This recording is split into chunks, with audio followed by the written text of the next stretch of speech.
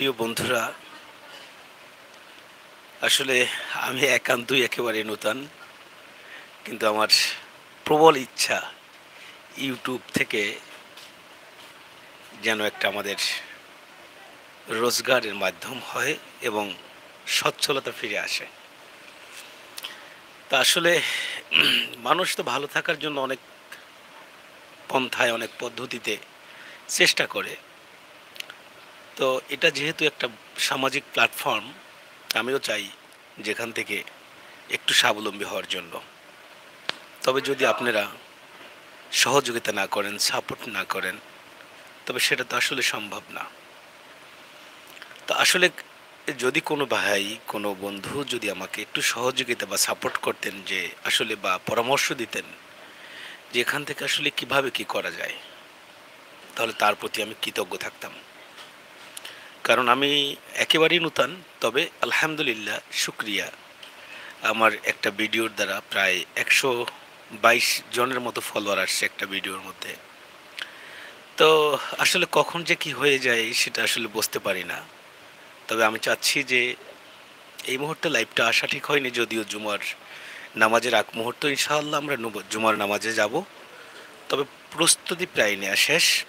বাকিটা এই লাইভটা শেষ করে চলে যাব ইনশাআল্লাহ।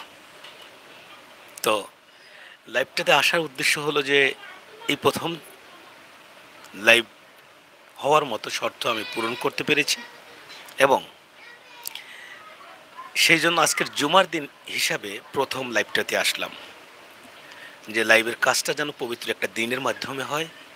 আজকে সেই জন্য পবিত্র জুমার দিন। তো সর্বপ্রথম আমার কথার অংশে আমি এটা বলে নেব, আমরা সেই ইরানের যেই শাহাদাত বরণকারী বিমান দুর্ঘটনায় ইন্তেকাল করেছেন ইব্রাহিম রাইসি, আল্লাহ পাক রব্বুল আলামিন ওনার কবরকে জান্নাতের বাগান বানিয়ে দিক, ওনার যাবতীয় জীবনের গুনাহখাতা মাফ করে দিক। আল্লাহ পাক যেন ওনাকে কবরের দেশে জগতে ভালো রাখে। আর তার জন্য অবশ্যই আমরা শোক প্রকাশ করছি। আর কথা হচ্ছে যে মুসলমানদের মধ্যে তিনি অন্যতম একজন ব্যক্তি, যিনি সমস্ত অন্যায়কারীর অন্যায় এর সাহসী কণ্ঠে এবং শক্ত হাতে প্রতিবাদ করতেন। যাই হোক, যে কথা বলতে চাইছিলাম, আমি জানতে চাইছিলাম যে এখান থেকে লাইভ স্ট্রিম বা দুজনে মিলে যে কথা বলে ভিডিও করে, সেটা কিভাবে করা যায়। এটা তো আসলে আমার জানা নেই। তবে যদি কারো জানা থাকে আমাকে একটু কমেন্ট বক্সে পরামর্শ দিবেন। আপনাদের প্রতি কৃতজ্ঞ থাকবো ইনশাআল্লাহ। ভালো থাকবেন। আসসালামু আলাইকুম রহমতুল্লাহ।